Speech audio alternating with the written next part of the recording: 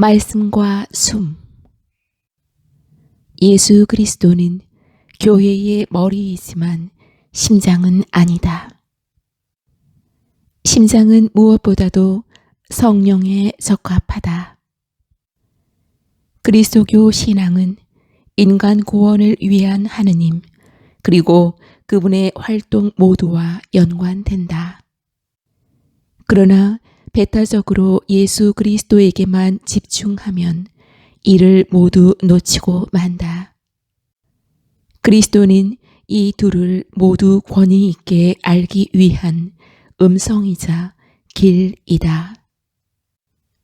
성경의 하느님은 언제나 오직 당신의 말씀과 일치하는 가운데 당신의 숨과 함께 당신 자신을 알려주고 활동하신다.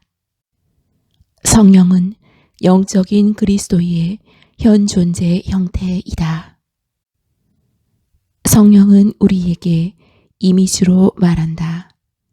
숨, 바람, 생명수, 불, 불효, 하느님의 손가락, 비둘기, 기름 바름, 은사, 구름 등이 그러하다. 최고의 신학은 하느님의 영광을 찬미하는 것임을 염두에 둬야 한다. 우리가 당신께 이르게 될 때 우리는 당신께 이르지 못한 상태에서 하는 수많은 말들을 멈추게 될 것입니다. 그리스도는 보이지 않는 하느님의 모상으로 하느님은 바로 이분을 통해 창조와 구원 안에서 자신을 자유로이 드러내셨다.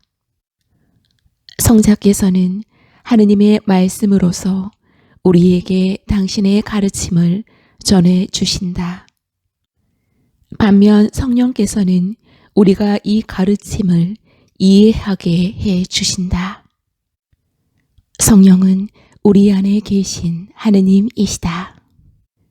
성령은 우리가 말씀을 하느님의 말씀으로 믿고 받아들이게 해준다. 모든 것은 하느님, 즉 성부로부터 유래한다. 예비자 교리의 순간과 실제로 세례가 집전되는 순간 사이에 성령의 은총이 개입한다. 성령은 우리가 하느님을 알도록 우리의 마음을 내적으로 비춰주시고 설교할 수 있도록 가르쳐 주신다.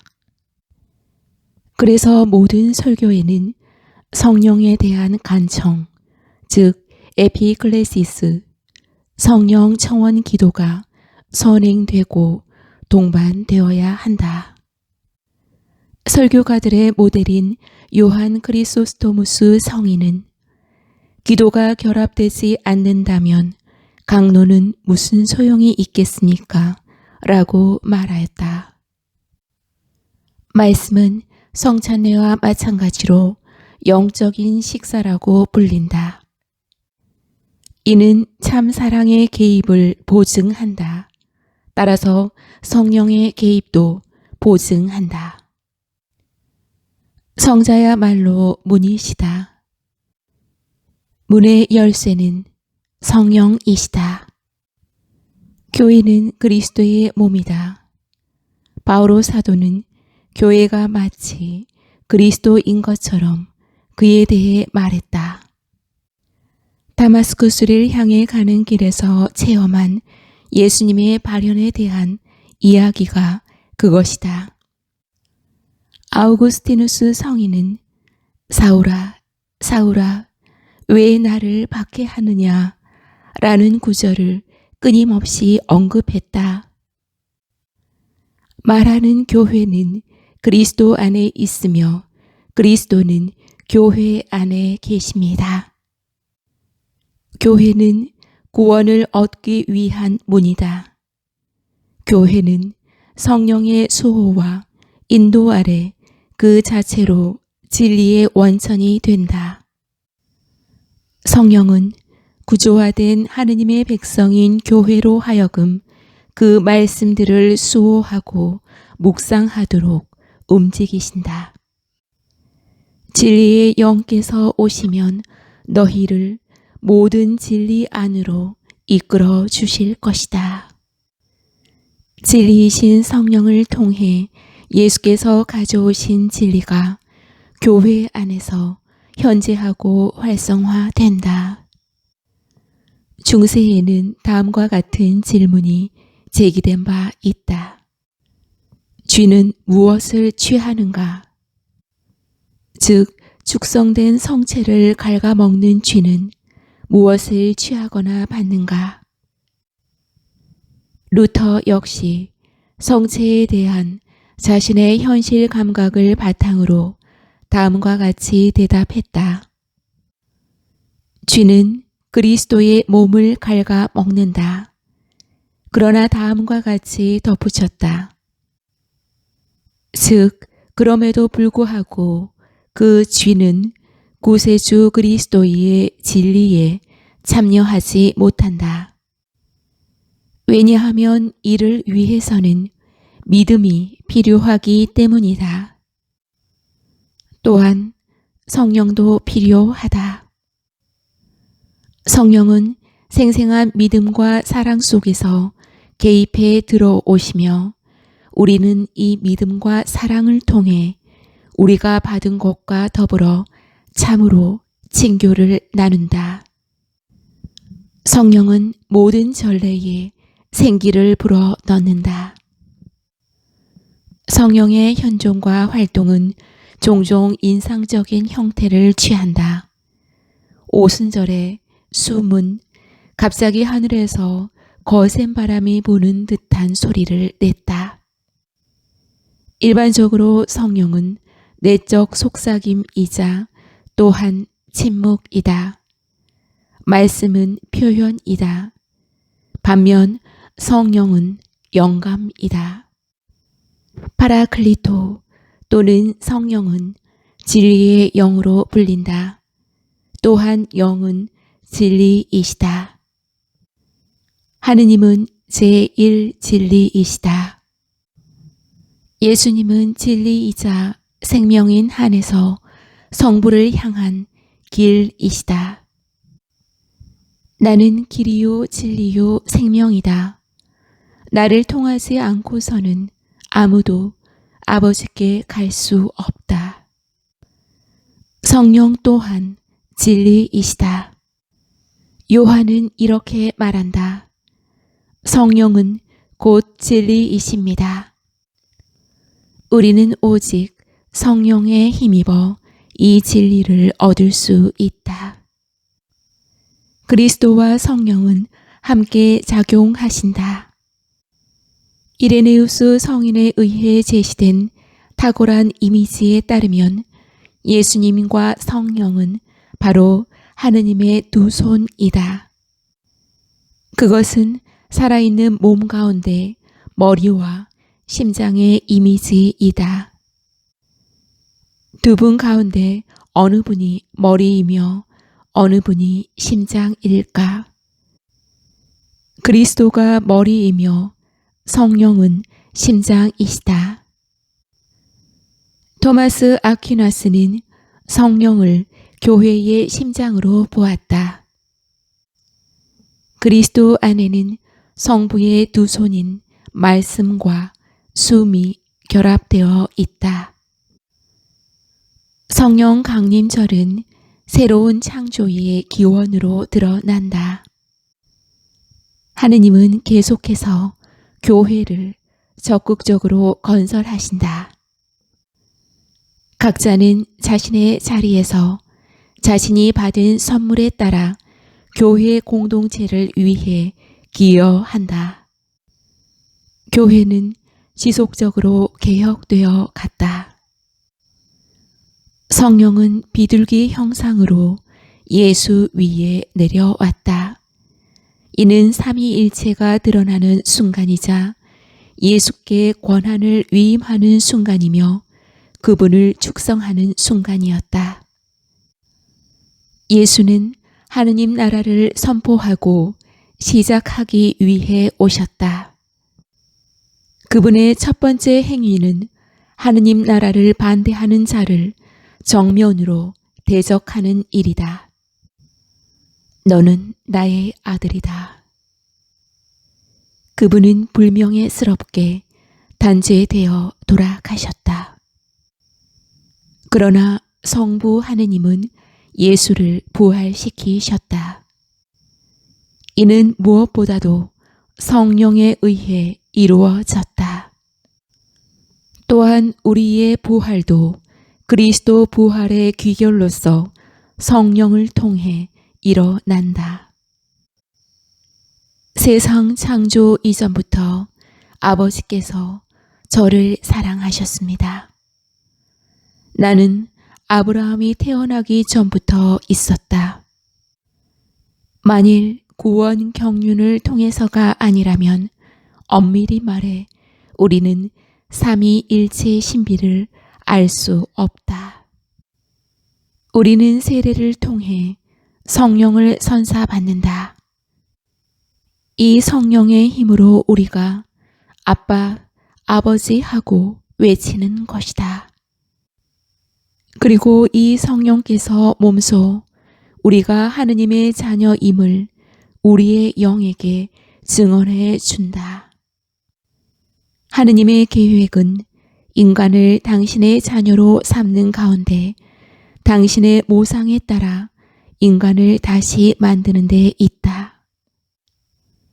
말씀, 성자는 성부로부터 이 세상으로 파견되었다. 숨, 성령은 성부와 성자 그리스도로부터 파견되었다. 성부와 성자로부터 성령의 파견은 서로 결합된 성부와 성자로부터 이루어지는 성령의 발출이라는 영원한 신비에 그 기원이 있다. 이러한 신학은 경륜적 삼위일체가 영원한 신비를 지닌 삼위일체라는 개념을 바탕 짓는다. 이 개념을 근본 공리라고 부른 칼 라노는 다음과 같이 덧붙였다. 그리고 그 역도 마찬가지다. 그런데 경륜적 삼위일체가 영원한 삼위일체 또는 내재적 삼위일체라는 것은 아주 분명하다. 그리고 모든 것이 이를 허용하고 있다. 우리는 경륜 안에서 하느님이 이루시는 당신 자신에 대한 계시가 아니라면 그분의 신비를 알 수 있는 다른 수단을 갖고 있지 않다.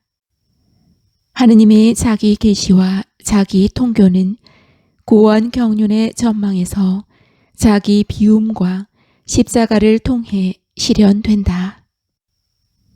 하느님의 영원성에서 삼위일체적 신비가 실제하는 방식은 우리에게 통교되고 우리가 접근할 수 있는 것 너머에 있다. 거룩한 세 분에 대한 신비는 모든 면에서 우리를 넘어선다. 말씀과 숨은 성부의 입에서 동시에 나온다. 따라서 그들 간에는 질서가 있으며 숨, 성령은 성자 안에 계신다. 성령은 성자를 동반하며 성자 안에서 자신의 활력 또는 에너지를 드러낸다. 다마스쿠스의 요한 성인은 우리는 성령이 말씀을 동반하며 자신의 활력을 드러낸다는 점을 알았다 라고 언급했다. 성자와 함께 우리 안에 당신의 거처를 정하신 성령께서는 또한 우리를 성부의 자녀들이 되게 하고 신화시켜 주신다. 구원 역사를 완성하시는 분은 그리스도이자 동시에 성령이시다.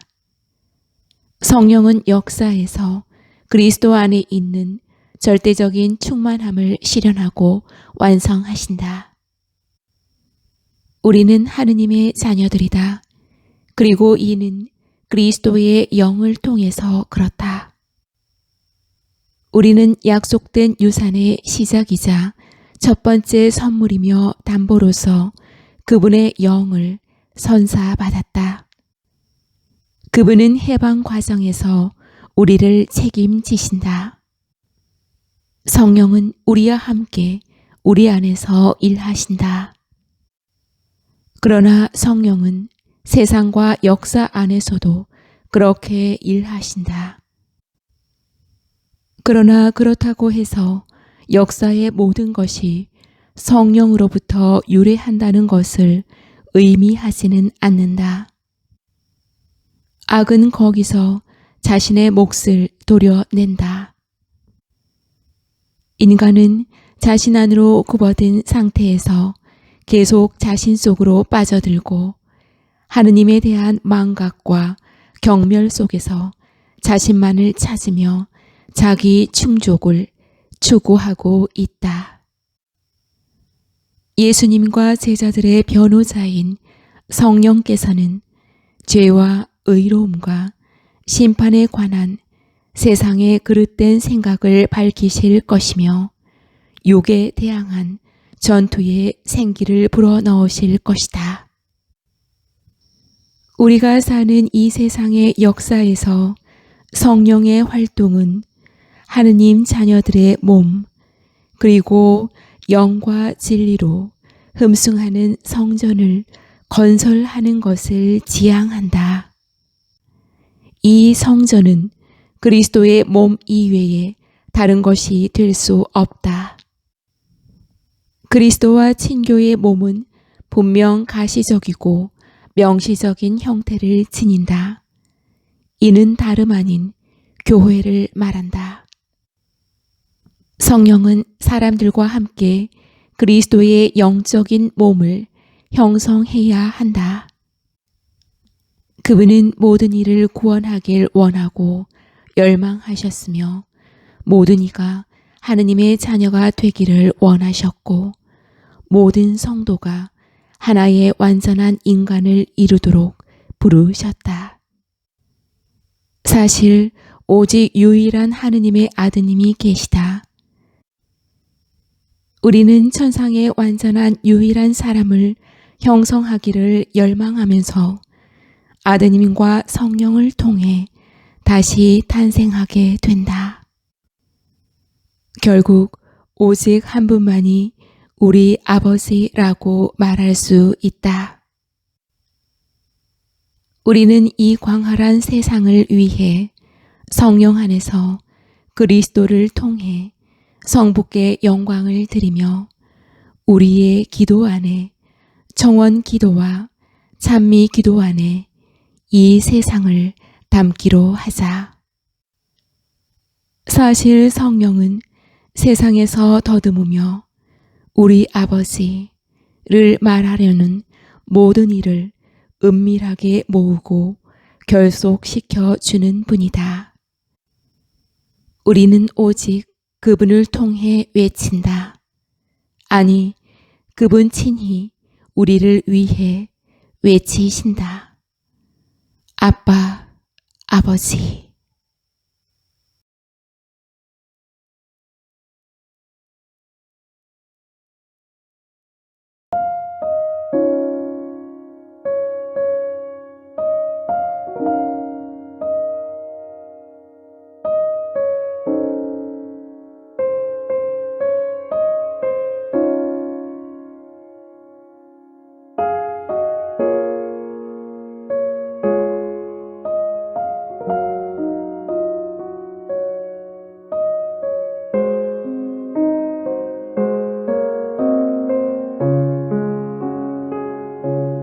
날마다 숨 쉬는 순간마다 내 앞에 어려운 일 보내 주님 앞에 이 몸을 맡길 때 슬픔 없네 두려움 없네 숨 쉬는 순간마다 내 앞에 어려운 일 보내 주님 앞에 이 몸을 맡길 때 슬픔 없네 두려움 없네 주님의 그 자비로운 손길 항상 좋은 것 주시도다 사랑스레 아픔과 기쁨을 수고와 평화와 안식을